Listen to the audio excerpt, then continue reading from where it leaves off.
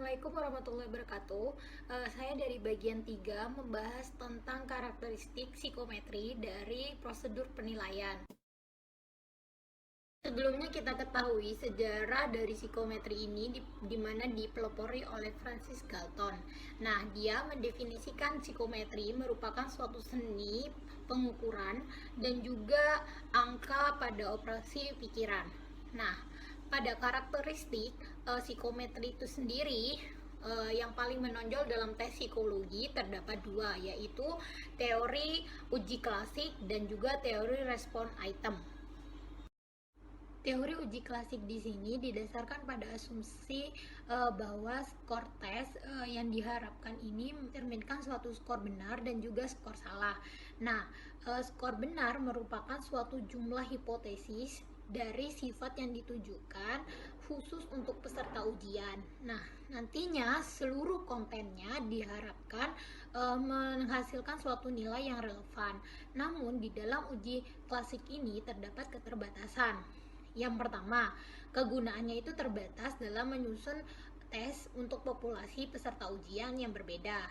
Nah, yang kedua, tidak tepat dalam membuat perbandingan kinerja tes. Nah, yang ketiga, beroperasi dengan asumsi bahwa kesalahan pengukuran yang ada tentunya berlaku untuk semua peserta tes. Nah, yang keempat, tidak memberikan dasar untuk memprediksikan kemungkinan respon yang diberikan dari peserta ujian terhadap setiap item yang diberikan. Yang kedua, kita membahas tentang teori respon item. Nah, di sini membahas tentang masalah bagaimana item individual dan juga pengamatan itu memetakan secara linier ke konstruk yang ditargetkan. Nah, sehingga di dalam respon item ini terdapat beberapa asumsi. Yang pertama, undimensional instability, yang merupakan sifat yang tidak muncul itu dari item individu.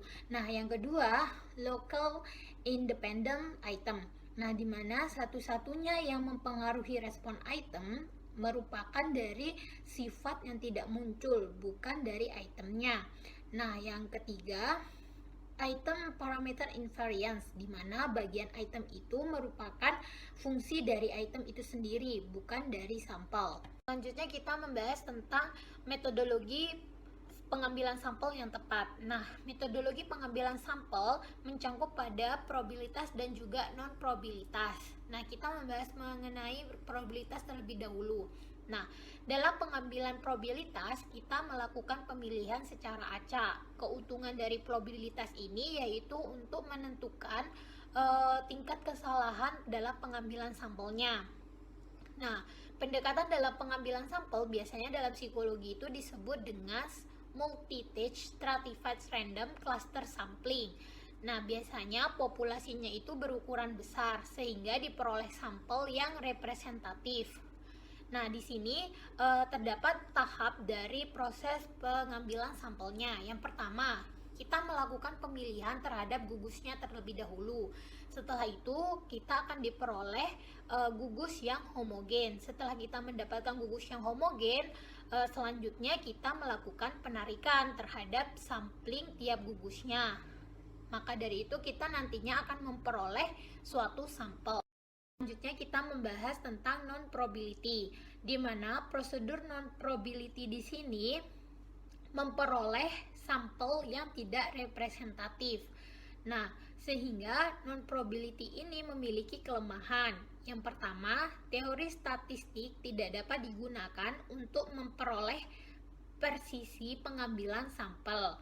Terus yang kedua, ketepatan dalam pengambilan sampel hanya dapat dievaluasi secara subjektif. Kalibrasi, di mana kalibrasi ini mengacu pada analisis sifat gradisi dalam suatu ukuran sebagian ditentukan oleh sifat-sifat benda uji. Nah, kita membahas tentang gradient item test. Nah, gradient item test di sini mengacu pada seberapa tajam dan juga bertahapnya tes itu disusun berdasarkan pada sifat dan juga kesenjangan yang dihasilkan sehingga nantinya menghasilkan suatu skor standar.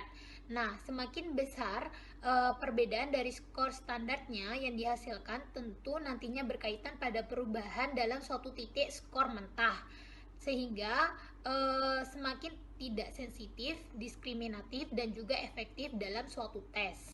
Oke, selanjutnya kita membahas mengenai derivasi, di mana teori respon item ini menghasilkan beberapa skor yang ditafsirkan dengan skor mentah dan juga skor standar. Nah, sebagian besar penggunaan tes ini paling biasa digunakan itu adalah skor standar. Nah, maka dari itu kita sebagai pengguna alat tes nantinya transformasikan skor mentah dengan skor standar, sehingga nantinya melibatkan sejumlah keputusan berdasarkan pada ilmu psikometrik. Ya, di antaranya adalah yang pertama, berdasarkan pertimbangan teoritis. Jadi, apakah sifat yang diukur itu dianggap dapat terdistribusi normal. Terus yang kedua itu kita juga harus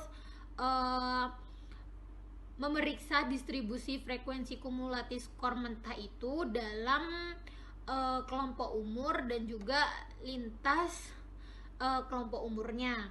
Nah, tujuan dari transformasi ini tentunya untuk mempertahankan bentuk distribusi frekuensi skor mentah, sehingga termasuk rata, ragam, kutorsis, dan juga kecondongan. Sekarang kita akan membahas tentang validitas uji skala. Validitas melibatkan kesimpulan yang tercipta dari nilai tes dan tidak melekat pada tes itu sendiri. Bukti validitas skor tes dapat mengambil bentuk yang berbeda, tetapi semuanya berkaitan dengan validitas konstruk. Validitas konstruk dapat didukung dengan dua kelas besar bukti, yaitu ada bukti validitas internal dan bukti validitas eksternal. Yang pertama, bukti validitas internal. Bukti validitas internal mencakup informasi yang intrinsik dengan ukuran itu sendiri, termasuk validitas konten, validitas substantif, dan validitas struktural. Validitas konten adalah tingkat di mana unsur-unsur suatu pengujian, mulai dari item hingga instruksi relevan dan mewakili berbagai aspek konstruksi yang ditargetkan. Validitas konten biasanya ditetapkan melalui penggunaan hakim ahli yang meninjau konten pengujian. Tetapi prosedur lain juga dapat digunakan. Ada ahli yang merekomendasikan bahwa pengujian mencakup daftar spesifikasi konten, di mana segi dan dimensi konstruk dicantumkan bersama jumlah dan identitas item yang menilai masing-masing segi. Yang kedua, validitas substantif. Validitas substantif adalah perumusan item tes dan prosedur yang berdasarkan atau sesuai dengan teori. Kehadiran teori yang mendasari meningkatkan validitas konstruk tes dengan memberikan perancah antara konten dan konstruk, yang secara logis menjelaskan hubungan antara elemen, memprediksi parameter yang tidak ditentukan, dan menjelaskan temuan yang akan menjadi anomali dalam teori lain. Yang ketiga, validitas struktural.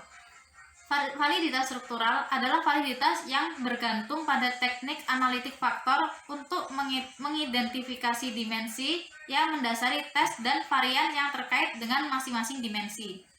Juga disebut validitas faktorial. Bentuk validitas ini dapat menggunakan metodologi lain seperti penskalaan multidimensi untuk membantu peneliti memahami struktur tes. Selanjutnya, yang kedua ada bukti validitas eksternal. Bukti validitas skor tes juga mencakup sejauh mana hasil tes memprediksi perilaku yang bermakna dan dapat digeneralisasi terlepas dari kinerja tes yang sebenarnya. Dan di bagian ini akan dijelaskan validitas konvergen dan diskriminan, kriteria terkait validitas, dan validitas konsekuensi. Yang pertama, validitas konvergen dan diskriminan. Validitas konvergen merupakan tingkat korelasi antara instrumen pengukuran yang berbeda yang digunakan untuk mengukur konstruk yang sama. Sedangkan validitas diskriminan merupakan takaran yang mengukur seberapa jauh sebuah ukuran berbeda dengan takaran yang lain yang dapat dibandingkan dengannya. Ada ahli yang menggambarkan metodologi multithread multimetode untuk menyelidiki validitas konstruk. Mereka mencatat bahwa skor tes harus dikaitkan dengan ukuran lain dari konstruksi psikologis yang sama dan relatif tidak berhubungan dengan ukuran konstruk psikologis yang berbeda. Matriks multithread multimetode memberikan beberapa keuntungan, salah satunya mengidentifikasi varian metode yang bermasalah. Berikutnya ada kriteria terkait validitas. Yang pertama, variabel kehidupan nyata atau variabel ekologis, yaitu penekanan pada pemahaman implikasi fungsional dari temuan tes. Validasi ekologis menghubungkan kinerja pengujian dengan berbagai aspek fungsi lingkungan yang berfungsi dalam kehidupan sehari-hari, termasuk identifikasi kompetensi dan defisit dalam penyesuaian sosial dan pendidikan. Yang kedua, ada indeks diagnostik atau penempatan atau yang biasa disebut validitas diagnostik, yaitu kapasitas ukuran untuk menghasilkan perbedaan kelompok terapan yang relevan. Validitas diagnostik mengacu pada kegunaan tes dalam membedakan kelompok. Proses sampai pada validitas diagnostik dapat diinformasikan oleh teori keputusan. Teori keputusan telah ditetapkan pada tes psikologis dan tes diagnostik. Hal itu berguna untuk mengidentifikasi sejauh mana tes peningkatan pengambilan keputusan klinis atau pendidikan. Kriteria yang ketiga adalah pendekatan terkait intervensi atau treatment validity, mengacu pada nilai penilaian dalam memilih dan menerapkan intervensi dan perawatan yang akan menguntungkan peserta ujian. Selanjutnya, validitas konsekuensi. Dalam beberapa bulan terakhir, telah ada peningkatan pengakuan bahwa penggunaan tes memiliki efek yang dimaksudkan dan tidak diinginkan pada individu dan kelompok. Dalam konteks ini, validitas konsekuensial mengacu pada penilaian implikasi nilai dan dampak sosial dari interpretasi skor sebagai dasar untuk tindakan dan pelabelan, serta konsekuensi aktual dan potensial untuk penggunaan tes. Bentuk validitas baru ini merupakan perluasan konseptualisasi tradisional validitas skor tes. Berikutnya, generalisasi validitas. Tadi sudah dijelaskan tentang bukti validitas internal dan bukti validitas eksternal. Tetapi untuk tingkat generalisasinya masih menjadi suatu pertimbangan. Nah, dari kasus generalisasi dan validitas inilah maka muncul yang namanya generalisasi validitas. Akumulasi bukti eksternal dari validitas tes menjadi paling penting ketika hasil tes digeneralisasi di seluruh konteks, situasi, dan populasi, dan ketika konsekuensi pengujian melampaui maksud asli tes. Masalah generalisasi dari inferensi skor di seluruh tugas dan konteks masuk ke inti makna dari skor.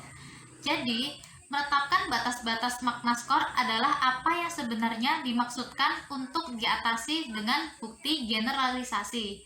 Tujuan utama dari penelitian generalisasi validitas adalah untuk mengestimasi min dan varian validitas sesungguhnya dari suatu tes seleksi. Berikutnya saya akan membahas tentang keandalan skor uji. Jika pengukuran dapat dipercaya, itu juga harus dapat diandalkan. Pengukuran harus konsisten, akurat, dan seragam di seluruh pengujian ataupun sampel. Dalam istilah psikometrik, reliabilitas mengacu pada sejauh mana hasil pengukuran tepat dan akurat, bebas dari kesalahan acak dan tidak dapat dijelaskan. Reliabilitas skor tes menetapkan batas atas validitas dan karenanya membatasi validitas tes, sehingga skor tes yang tidak dapat diandalkan tidak dapat dianggap valid. Berikutnya, konsistensi internal. Penentuan konsistensi internal tes membahas tingkat keseragaman dan koherensi di antara bagian-bagian penyusunnya. Tes yang lebih seragam cenderung lebih dapat diandalkan. Sebagai ukuran konsistensi internal, koefisien reliabilitas adalah kuadrat dari korelasi antara skor tes yang diperoleh dan skor sejati. Beberapa statistik biasanya digunakan untuk menghitung konsistensi internal. Yang pertama ada mode split half, yaitu uji reliabilitas dengan membagi dua indikator-indikator pada kuesioner. Penelitian untuk memperkirakan reliabilitas secara efektif membagi item-item tes menjadi setengah dan mengkorelasikan skor dari setiap setengah tes dengan skor dari setengah lainnya. Teknik ini mengurangi jumlah item dalam pengujian.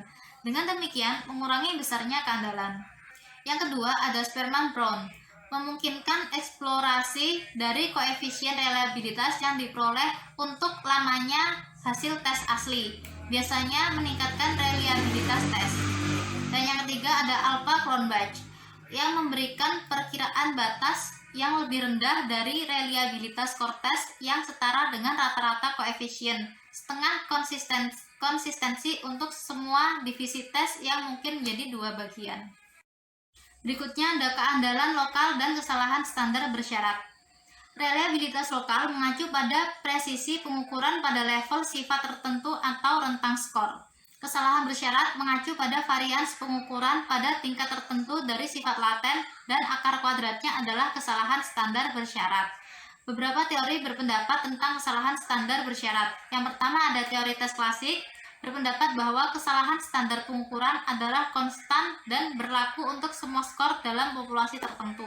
Dan yang kedua ada teori respon item, berpendapat bahwa kesalahan standar pengukuran bervariasi sesuai dengan skor tes yang diperoleh oleh peserta ujian, tetapi digeneralisasi di seluruh populasi. Baik, berikutnya kita akan membahas terkait stabilitas temporal. Stabilitas temporal didasarkan pada bahwa nilai tes harus konsisten agar memiliki kegunaan praktis dalam membuat keputusan karir, keputusan pendidikan, dan keputusan prediksi kinerja ke depan.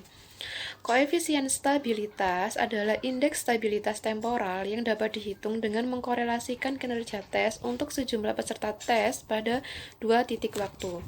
2 titik waktu yang disarankan adalah 2 minggu pada sebuah tes yang sama. Hal ini untuk mengukur sejauh mana konsistensi sebuah alat tes. Berikutnya kita akan membahas terkait konsistensi dan konsensus interpreter. Setiap kali tes, kita diharuskan untuk menggunakan pengamat untuk melakukan penilaian peringkat atau skor untuk perilaku atau kinerja tertentu, yang hal ini dilakukan oleh seorang pengamat. Terdapat 2 metode untuk melakukan hal ini. Yang pertama, metode reliabilitas antar penilai. Metode ini menggunakan indeks korelasional untuk referensi konsistensi di antara pengamat. Metode kedua adalah metode perjanjian interpreter. Metode ini membahas persentase kesepakatan di antara pengamat serta membuat peringkat. Lalu, keandalan dan kesepakatan antar penilai dapat bervariasi, tergantung pada tingkat konsistensi yang diharapkan dari pengamat penilai tertentu. Sehingga, keandalan interpreter mengacu pada konsistensi proporsional varians di antara penilai. Semisal dicontohkan, jika ada 57 orang mengamati perilaku anak, semisal perilaku sekolah dan perilaku di rumah, maka akan menghasilkan korelasi yang rendah jika dibandingkan jika kita menggunakan hanya 2 pengamat. Baik, berikutnya kita akan membahas terkait kesesuaian antara berbagai bentuk alternatif. Terdapat metode hierarki untuk menentukan sumber kesalahan pengukuran. Yang pertama, menggunakan 2 minggu interval pada antar tes. Jadi menggunakan 2 minggu antara tes yang pertama dan tes yang kedua, ada interval sejauh 2 minggu. Lalu yang berikutnya menggunakan metode dengan cara mengelola tes pada hari yang sama. Lalu yang ketiga adalah mengatur penilai yang berbeda skor tes pada interval 2 hari dan yang pada hari yang sama. Baik, yang berikutnya kita akan membahas terkait nilai uji scores. Pada nilai uji skor yang dibahas yang pertama tentang konsep bias. Konsep bias didasarkan pada asumsi bahwa semua populasi manusia pada dasarnya identik atau sama apapun sifat atau kemampuan yang dimaksudkan oleh tes untuk diukur. Item-item yang bersifat rasial, etnis, gender, geografis bisa mengakibatkan bias dalam hasil uji nilai scores. Semisal pada alat uji MMPI dan Binet, di mana alat uji tersebut lebih banyak menggambarkan sisi positif dari orang-orang berkulit putih. Nah, bukti bahwa tes bias bisa dilihat dari bagaimana distribusi skor tes, lewat perbedaan dalam cara, standar deviasi, atau parameter lain dari distribusi dari sebuah alat tes. Baik, berikutnya terkait ulasan item dan sensitivitas bias.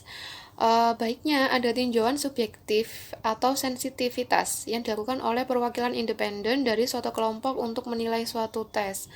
Hal ini ditujukan agar alat tes yang dihasilkan tidak mengandung unsur bias yang mungkin dapat menyinggung suatu kelompok tertentu. Idealnya ada 2 tujuan dalam tinjauan bias atau sensitivitas. Yang pertama, menghilangkan bahan yang bias, semisal menggunakan instruksi yang asing atau menggunakan materi-materi yang bersifat kontroversial. Yang kedua, memastikan posisi kenetralan kelompok dalam tes. Dalam artian, kelompok dalam tes tidak mewakili suatu komunitas atau kelompok tertentu secara spesifik. Baik, berikutnya terkait elemen tes yang berpotensi bias yang harus dihindari pada kelompok tertentu. Yang pertama, materi yang kontroversial, emosional, atau sensitif, semisal penggunaan simbol-simbol keagamaan. Kedua, bahasa, karya seni, atau materi yang merendahkan atau menyinggung, semisal penggunaan karya seni yang bersifat bebas pada peserta ujian yang sangat tertutup atau tidak menyukai sifat-sifat kebebasan. Ketiga, terkait konten atau situasi dengan keakraban yang berbeda. 4. Bahasa dan instruksi yang berbeda atau memiliki makna asing, semisal penggunaan bahasa Jawa pada alat tes yang akan digunakan pada anak-anak yang bukan dari orang Jawa. Lalu yang kelima, informasi atau keterampilan yang mungkin tidak diharapkan ada di dalam latar belakang pendidikan semua peserta tes. Semisal kemampuan elektro pada alat uji yang akan kita gunakan untuk siswa SMP. Yang berikutnya adalah terkait format atau structure item yang menyajikan perbedaan yang sulit. Berikutnya terkait elemen prososial yang idealnya ada di item. Yang pertama, menunjukkan pengalaman universal dalam materi ujian. Kedua, distribusi yang seimbang antara beberapa kelompok. Jadi tidak ada kelompok mayoritas atau minoritas dalam artian seimbang. Ketiga, tidak mengaitkan pada stereotip tertentu, semisal agama, suku, atau ras. Keempat, item dalam jenis kelamin, budaya, usia, dan ras yang netral. Kelima, memasukkan variabel individu penyandang cacat. Nah, terkait item diferensial dan fungsi tes, dikatakan bahwa menilai kesamaan dalam fungsi item di berbagai demografis kelompok kemampuan yang sebanding. Jadi dalam melakukannya harus sebanding, tidak boleh ada yang sedikit atau banyak. Jadi harus netral atau seimbang. Berikutnya, kita dapat menarik sebuah kesimpulan bahwa penilaian psikologis pada akhirnya adalah tentang peserta tes. Sebuah tes hanyalah alat untuk memahami peserta tes, dan psikometri hanyalah aturan untuk membangun alat. Alat itu harus cukup kuat, valid, dan dapat diandalkan, dan adil yang dapat diterima dalam proses pengambilan keputusan. Dalam pembuatan alat tes, perlu diperhatikan terkait sebaran data, peserta tes, karakteristik peserta tes, dan unsur bias.